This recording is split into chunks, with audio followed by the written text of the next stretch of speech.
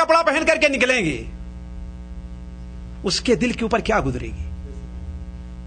اگر آپ کے بچے وہاں اس جگہ پر ہوں تو آپ کے دل پر کیا گزرتی؟ تو کبھی اس چیز پر غور کیا ہم نے کہ جہاں ہم اپنے بچوں کے لیے عید کا سامان تیار کریں، وہاں کچھ حصہ اپنے مال کا نکال کر کے ان بیواؤں، یتیموں اور مسکینوں کے لیے بھی کچھ صرف کریں. اس لیے اس چیز کو ہمیشہ مد نظر رکھنا چاہیے کہ عید کے موقع پر اور خوشی کے موقع پر ہم اور آپ اپنے پڑوسیوں کو، اپنے مسلمان بھائیوں کو اور اپنے مسکین بھائیوں کو کبھی نہ بھولیں. اور اللہ کے رسول صلی اللہ علیہ وسلم کی اس حدیث کو ہمیشہ اپنے سامنے رکھیں، جسے امام بخاری رحمہ اللہ اپنی کتاب الادب المفرد کے اندر نقل کرتے ہیں. کم من جار متعلق بجارہ، قیامت کے دن کتنے ایسے پڑوسی ہیں جو اپنے پڑوسی کی گردن پکڑ کر کے لٹکے ہوں گے اور کہیں گے اے اللہ تبارک و تعالی پوچھ لے اس سے کہ اس کے پاس زیادہ مال موجود تھا لیکن اس نے مجھے نہیں دیا ہے. میں اس کے پاس گیا تو اس نے میرے سامنے اپنا دروازہ بند کر لیا ہے.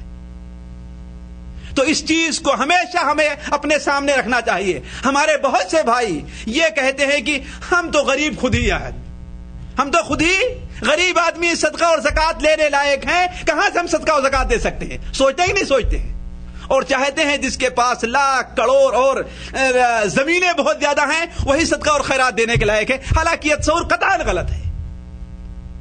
یہ تصور قطعاً غلط ہے. ہو سکتا ہے کہ آپ جو 1 ریال دے رہے ہوں وہ 1 لاکھ جو آدمی ریال دے رہا ہے وہ اس پر بھاری ہو. آج میں اخبار میں پڑھ رہا تھا تو ہنسی آ گئی مجھے. مکہ مکرمہ کہ کسی ہوٹل کے اندر مکتب جالیات مکہ کی طرف سے کوئی فنکشن کیا گیا جس میں شیخ سعود شریم وغیرہ بھی موجود تھے. جب چندہ دینے کی باری آئی، اعلان کیا گیا، کوئی جلدی آگے نہیں بڑھا. ایک نو مسلم جس کے پاس کچھ بھی نہیں تھا اس نے اپنی ٹوپی اٹھائی اور اٹھا کر چندہ کے طور پر دے دیا اس نے. اب جب اس نے ٹوپی پھینکی ہے تو اس وقت چندہ دینے والوں کی بالکل بوچھار ہو گئی اور اس کی ٹوپی بعد میں جب نیلام کی گئی ہے تو 6000 ریال کی بکی ہے ایک ٹوپی ہے. 6000 ریال کی بکی ہے ایک ٹوپی.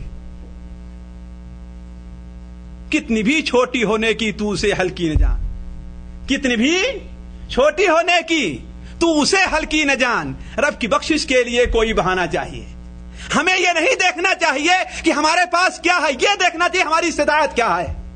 واللہ سیرت پڑھتے ہوئے میرے آنکھ سے آنسو آ گئے ہیں جب غزوہ تبوک کے موقع پر حضرت علبہ ابن زید رضی اللہ تعالیٰ عنہ کی اس واقعے کو ہم نے تب سیرت ابن کثیر کے اندر پڑھا ہے کہ یہ ان لوگوں میں تھے جو لوگ نبی صلی اللہ علیہ وسلم کی خدمت میں حاضر ہوئے اور کہا اے اللہ کے رسول صلی اللہ علیہ وسلم میرے لیے بھی کسی سواری کا انتظام کر دیجئے تاکہ میں بھی آپ کے ساتھ جہاد پر جاؤں، تاکہ میں بھی آپ کے ساتھ جہاد پر جاؤں. کس جہاد پر؟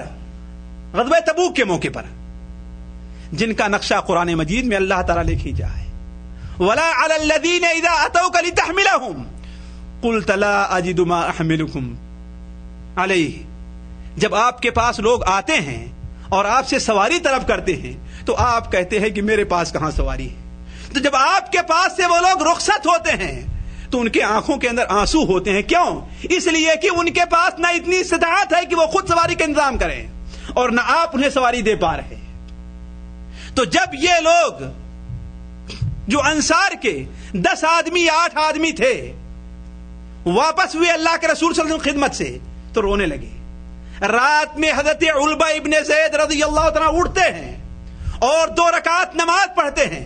2 رکعت نماز پڑھ کر کے اللہ تعالیٰ کے سامنے اپنا ہاتھ پھیلاتے ہیں اور کہتے اے اللہ تعالیٰ آپ نے جہاد کا حکم دیا ہے لیکن آپ نے میرے پاس اتنی طاقت نہیں رکھی کہ میں اس کے ذریعے سے جہاد کروں اور تیرے نبی سے میں مانگنے جاتا ہوں تو تیرے نبی کے پاس بھی اتنی چیز موجود نہیں کہ مجھے سواری عطا کرے.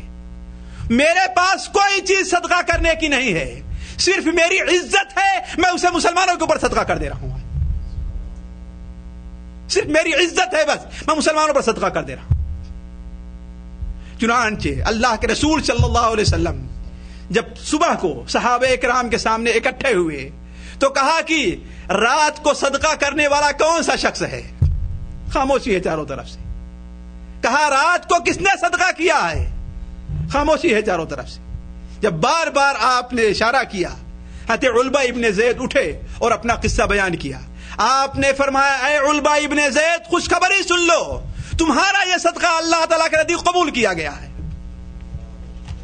ذرا دیکھیں، کوئی چیز ان کے پاس موجود نہیں ہے، ایک پیسے ایک ریال بھی موجود نہیں ہے.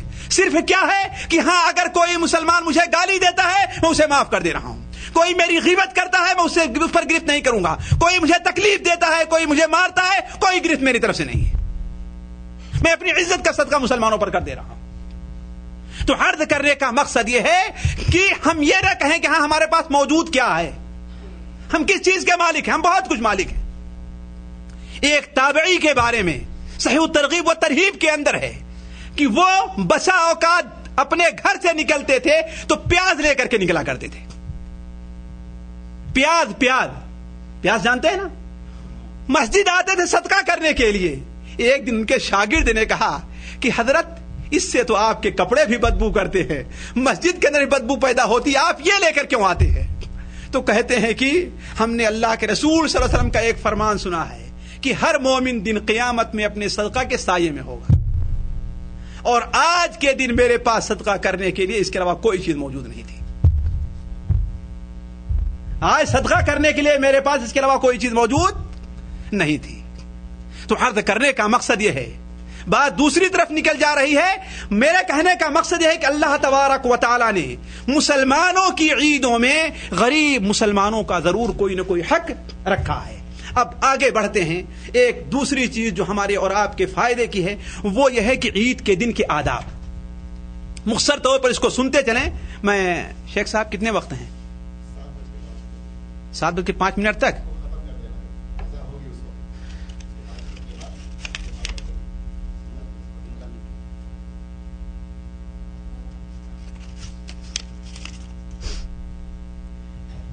دیکھیے، پہلا ادب عید کا یہ ہے جسے ہمیں مد نظر رکھنا چاہیے، وہ یہ ہے کہ ہم اور آپ حمد و ثنا اللہ تبارک و تعالیٰ کی بیان کریں. کس بات پر؟ کہ اللہ تعالیٰ نے ہمیں اور آپ کو توفیق دی ہے کہ ہم نے رمضان کا روزہ رکھ لیا ہے، اور یہ دعا کریں کہ اللہ تبارک و تعالیٰ ہماری تراویح، ہمارا قیام اور ہمارا روزہ قبول فرمائے. یہ ایسا نقطہ ہے جسے عام طور پر لوگوں نے چھوڑا ہے. ہم یہ نہ سمجھ لیں کہ ہاں ہم نے روزہ رکھ لیا تو ہمارا روزہ قبول کر لیا گیا. پتہ نہیں ہمارا روزہ اللہ تعالیٰ کے نزدیک مقبول ہے کہ نہیں ہے. اسی لیے امام ابن رجب رحمہ اللہ اپنی کتاب لطائف المعارف میں نقل کرتے ہیں کہ سلف کا طریقہ یہ تھا کہ 6 مہینے تک وہ یہ دعا کرتے تھے کہ اللہ تعالیٰ انہیں رمضان تک پہنچا دے، اور جب رمضان گزر جاتا تھا تو 6 مہینے تک یہ دعا کرتے تھے کہ اللہ تعالیٰ ان کے روزوں کو قبول فرما لے. 6 مہینے تک یہ دعا کرتے تھے کہ اللہ ان کے روزے قبول فرمائے.